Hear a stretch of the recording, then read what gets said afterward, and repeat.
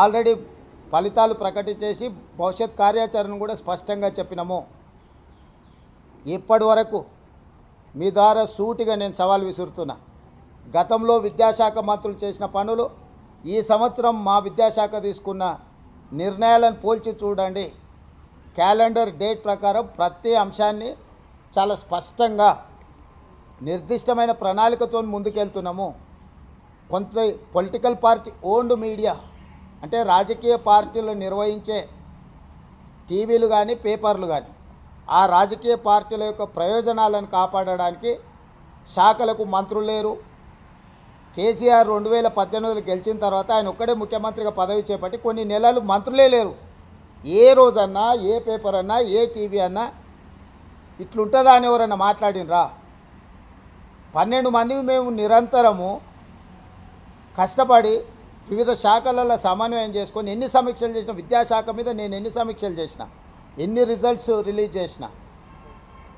So ఊరికే ఏదో ఒకటి అనేసి ఈ ప్రభుత్వం మీద బురద జల్లాలన్న ఆలోచన రాజకీయ పార్టీలకు సంబంధించిన మీడియా వాళ్ళు ప్రయత్నం చేస్తే తప్పులేదు. మిగతా మీడియా సంస్థలు కూడా అందులో పడి కొట్టుకుపోవడం సమంజసం కాదు. ఏ ఒక్క శాఖ ఖాళీగా లేదు. అన్ని శాఖలకు సమర్థమైన మంత్రులు ఉన్నారు. సమర్థవంతంగా నిర్ణయాలు తీసుకుంటున్నాం. ఏ కార్యాచరణ కూడా వాయిదా పడలేదు. ఈరోజు మీరు ఆంధ్రప్రదేశ్తో పోలుస్తారా, కర్ణాటకతో పోలుస్తారా, ఇంకా ఏ రాష్ట్రంతో పోలుస్తారో మన రాష్ట్రంలో నిర్వహిస్తున్న శాఖలు, ఇతర రాష్ట్రాలలో నిర్వహిస్తున్న శాఖలు, మంత్రులను పోల్చి చూసి అప్పుడు మీరు చెప్పండి, ఎస్ ఈ రాష్ట్రంలో మీకంటే ముందున్నారు, మీకంటే బాగా వ్యవహరిస్తున్నారు. మేము ఢిల్లీకి వచ్చి మేము సంప్రదించినంత కేంద్ర మంత్రులను ఏదైనా రాష్ట్రం నుంచి ఇంక్లూడింగ్ బీజేపీ గవర్నమెంట్స్ ఉన్న ముఖ్యమంత్రులు కానీ మంత్రులు కానీ ఎవరైనా వచ్చిండ్రా? ఈరోజు కేంద్రంలో కొత్త ప్రభుత్వం ఏర్పడిన మరుక్షణం నుంచి రాష్ట్రానికి రావాల్సిన నిధులు, రాష్ట్రానికి కావాల్సిన అనుమతుల కోసము నిరంతరం ఎక్కిన మెట్టు ఎక్కకుండా ప్రతి మంత్రిని కలిసి బేసిజాలకు పోకుండా ఈరోజు ప్రయత్నం చేస్తున్నాం. మా మంత్రివర్గం మొత్తం ఇక్కడ ఉండి సంబంధిత శాఖ కేంద్ర మంత్రులను కలిసి రాజకీయాలు ఎన్నికలు అయిపోయినాయి, ఇప్పుడు అభివృద్ధి ధ్యేయంగా ఈరోజు ప్రతి శాఖకు సంబంధించిన మంత్రులు ఇక్కడ వచ్చి కూర్చొని కేంద్రంలో బీజేపీ వాళ్ళు కూడా మంత్రుల అపాయింట్మెంట్స్ తీసుకోలే, మేము వచ్చి అపాయింట్మెంట్స్ తీసుకొని మేము కార్యాచరణ మొత్తం తీసుకొని ముందుకు వెళ్తున్నాము. కాబట్టి ఎన్నికలు ముగిసిపోయినాయి. రాష్ట్రం యొక్క అభివృద్ధి, రాష్ట్రంలో మేము ఇచ్చిన 6 గ్యారంటీల సంక్షేమ పథకాలను అమలు చేయడమే మా ధ్యేయము. వాటిని ముందుకు తీసుకెళ్ళడానికి అందరి సహకారం తీసుకుంటాం, మీడియా మిత్రుల సహకారం కూడా తీసుకుంటాం. ఇప్పుడు 31,000 కోట్ల రూపాయలు దాదాపుగా ఏకకాలంలో రైతు రుణమాఫీ చేయడానికి మేము నిర్ణయం తీసుకున్నాము. ఇచ్చిన మాట ప్రకారం రాహుల్ గాంధీ గారు గ్యారంటీ ఇచ్చిందంటే 100% గ్యారంటీ అమలు జరుగుద్ది. ఆనాడు 2004లో సోనియా గాంధీ గారు కరీంనగర్లో తెలంగాణ ఇస్తాన్న గ్యారంటీ ఇచ్చింది. ఎన్ని ఒడిదుడుకులు ఎదుర్కొన్నా సోనియా గాంధీ గారు తెలంగాణ ఇచ్చిండ్రు. మే 6, 2022 రాహుల్ గాంధీ గారు రైతు రుణమాఫీ చేస్తాన్న గ్యారంటీ వరంగల్లో ఇచ్చిండు రైతు డిక్లరేషన్లో. ఈ గ్యారంటీలను అమలు చేయడానికి మేము అహర్నిశలు కష్టపడుతున్నాము. పరిపాలన దారిలో పెట్టినాము. ఎక్కడ ఎలాంటి గందరగోళ పరిస్థితులు లేవు. మా ప్రభుత్వం వచ్చినాక క్రిస్మస్ వచ్చింది, బక్రీద్ వచ్చింది, శ్రీరామనవమి వచ్చింది, హనుమాన్ జయంతి వచ్చింది, ఇతర పండుగలు వచ్చినాయి. చిన్న సంఘటన జరగకుండా, శాంతి భద్రతలకు ఎక్కడ విఘాతం కలగకుండా ప్రతి నిమిషం మేము పర్యవేక్షించుకుంటూ ఈ అన్నిటిని కూడా నిర్వహించినాము. ఎన్నికల్లో చిన్న చెదురుమదురు సంఘటన జరగకుండా తెలంగాణలో ఎన్నికల్లో నిర్వహించినాము. అదే ఆంధ్రప్రదేశ్లో 40-50 మంది అధికారులను తొలగించాల్సిన పరిస్థితి వచ్చింది. తెలంగాణలో కేంద్ర ప్రభుత్వం టీఆర్ఎస్ కూడా మా మీద ఆరోపణ చేయలేకపోయింది. ఎన్నికల నిర్వహణలో ప్రభుత్వం అధికార దుర్వినియోగం చేసిందని చిన్న స్టేట్మెంట్ అయినా మా రాజకీయ ప్రత్యర్థులైనా ఇచ్చిండ్రా? పరిపాలనను సమర్థవంతంగా నిర్వహించడం కాంగ్రెస్ పార్టీకి వెన్నతో పెట్టిన విద్య. అనుభవజ్ఞులైన మంత్రుల సహకారంతో అద్భుతమైన పరిపాలన ప్రజలకు ఇస్తున్నాము. ఈరోజు ఎలాంటి రాజకీయ ప్రేరేపితమైన కేసులు ఇంతవరకు సింగిల్ కేసు ఏదైనా పెట్టినామా మేము?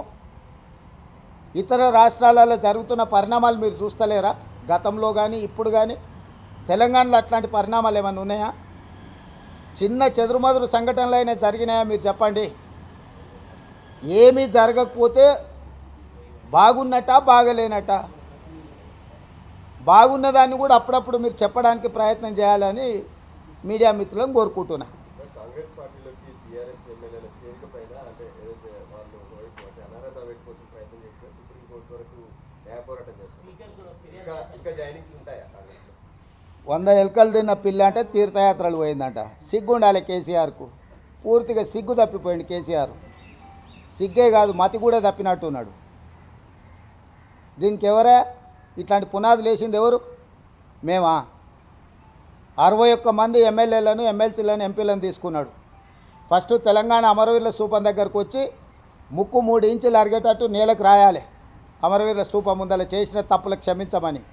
రెండవది, మా ప్రభుత్వం వచ్చిన నెల తిరగకముందే ప్రభుత్వం పడిపోతుంది, 100 రోజులు కూడా ఈ ప్రభుత్వం మనుగడ సాగించదని చెప్పి కేసీఆర్, కేటీఆర్, హరీషే కదా అన్నది. దానికి వంతబాడింది బీజేపీ కదా.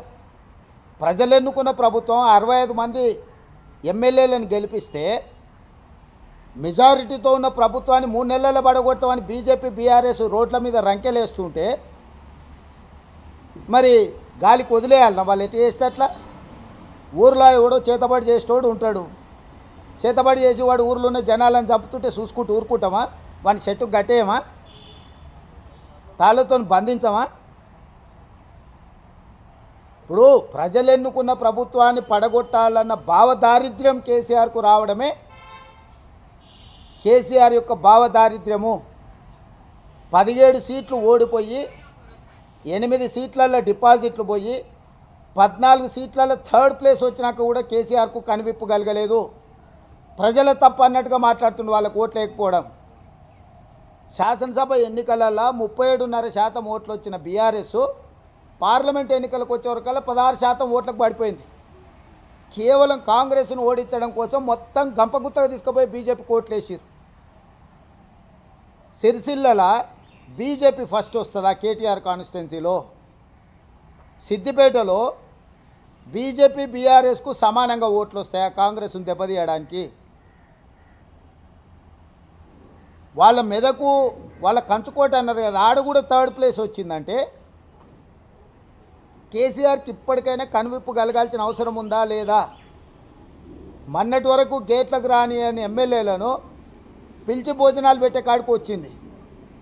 తలుపులు మూసి కాళ్ళు పట్టుకుంటుండో కడుపులో తలకాయ పెడుతుండో నాకైతే తెలియదు, కానీ వాళ్ళు నమ్ముతారా?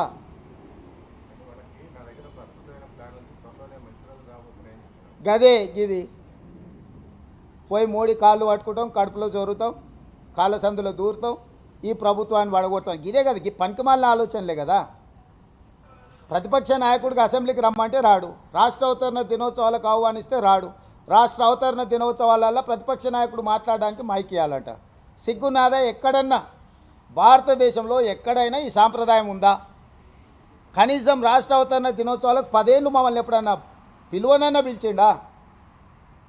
మేము ప్రత్యేకంగా ప్రభుత్వం తరఫున 10 ఏళ్ళు ముఖ్యమంత్రిగా పనిచేసిండు, ఈరోజు ప్రధాన ప్రతిపక్ష నాయకుడు సముచితమైన గౌరవం ఇద్దామని చెప్పి ప్రభుత్వం నుంచి అధికారికంగా మేము ఆహ్వాన పత్రిక పంపించినాం. ఏ మాత్రం తెలంగాణ ఉద్యమ సోయి కేసీఆర్ గారికి ఉండి ఉంటే వారు అక్కడికి వచ్చి హుందాగా కూర్చొని 10 సంవత్సరాలు పూర్తి చేసుకుంటున్న తెలంగాణ సంబరాలలో పాల్గొని ఉండేవాడు. తెలంగాణ సంబరాలలో పాల్గొననోడు, ప్రజలు ఎన్నుకున్న తెలంగాణ ప్రభుత్వాన్ని కూలదోయాలనుకునేటోడు ఏ రకంగా ఆయన తెలంగాణ బాగా కోరుకుంటుండు?